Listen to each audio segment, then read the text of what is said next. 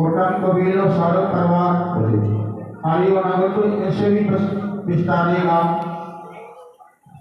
धन माया के मान प्रदान आई नागोरी से मिल ये प्यारी आत्मा मेरा ये कहना है जैसे कि हमारे साथ में कोई नहीं जाएगा, हमारे साथ में कोई कर्म जारी रहेंगे। एक चोरा वह गाँव में जिसे चोरी करता, डाका देता और मदरा मांस का सेवन करता, बुरे बुरे कर्म करता, आखिर में उसको बुरे कर्म करते हैं उसके आधा जीवन चले गया। आधा जीवन चले गया क्या न तो कभी सत्संग में गया, न सत्संग बैठा, न सत्संग उसने सुना। जैसो आत्मा के बारे में और संत के बारे में, गुरु के बारे में उनको कोई ज्ञान नहीं दिया था। उसका बाला भी रहा और बाला भी अज्ञान में लेके क्या है दुनिया को लूटता था, दुनिया को मारता, काटता, फांसता, झगड़ते।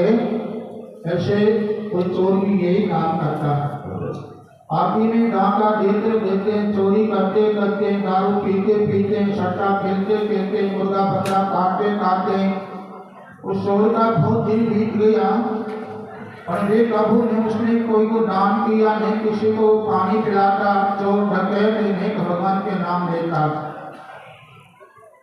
उड़ाती उसके ऊपर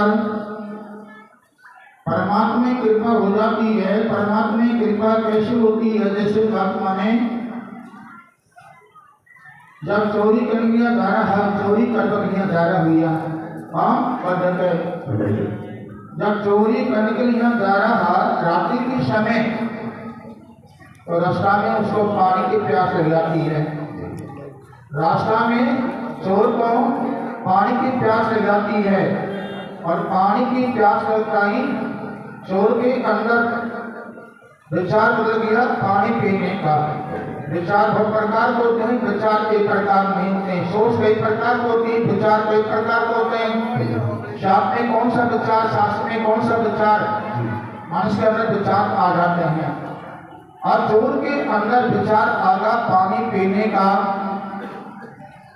अब चोरी विचार किया पानी पीना पड़ेगा, प्यास बुझानी पड़ेगी, जब मैं चोरी करूंगा डाका दूंगा। ऐसे विचार करते वह चोर आगे जा रहा। थोड़े आगे पहुंचा, चोर को एक संत भगवान के आश्रम मिल गया और संत भगवान के आश्रम पर संत भगवान जी बैठा हुआ है। संत भगवान बैठा है और वे संत के दो चेला और चेला और गुरु के क्या है सत्संग हो रहा था। सत्संग दोनों का ही होता है, सत्संग दोनों का ही होता है।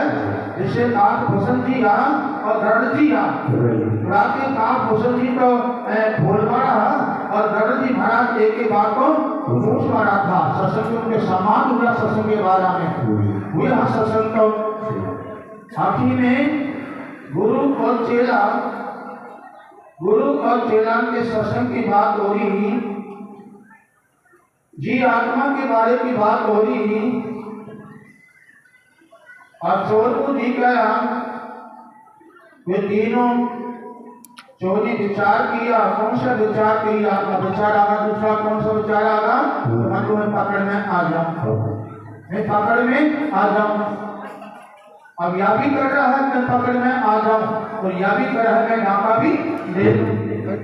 अब यहाँ में जैसे दो पक्ष बन जाते हैं। यहाँ में अंदर से एक तो मना करता है कि चोरी मत करना, तो पकड़ में आ जाएगा, और ये कह रहा है नहीं तो चोरी कर ले तू चोरी।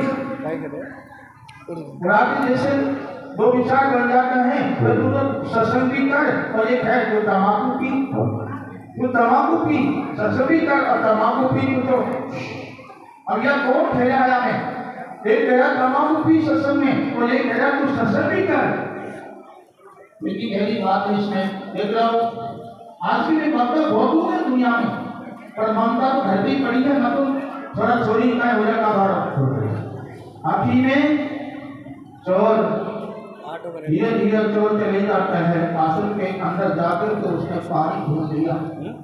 पानी ढूंढ के और चोर ने पानी पी लिया और पानी पीकर चोर वहाँ बैठ जाता है और बैठ के विचार किया चोर ने, चलो मैं यहाँ चोरी कर लूँगा। ये तीनों व्यक्ति अभी तो झगड़ा हुआ है और शायद ही तो धन की बात बात है तो कांठाओं माल धजा हजे की बात करता हूँ। ऐसे विचार करके चोर वहाँ बैठ जाता है, बैठ के छाने छाने बात सुन रहा हुआ। और वहाँ गुरु और चेला के सत्संग की बात हो रही। चेला गुरु को नमन करके और गुरु से बोला कि हे गुरुदेव जी, संशय तो बहुत प्रकार के होते हैं पर थोड़ी सी संशय है हमारे अंदर। गुरुदेव ने कि बेटा कौन सी संशय तुम्हारे अंदर?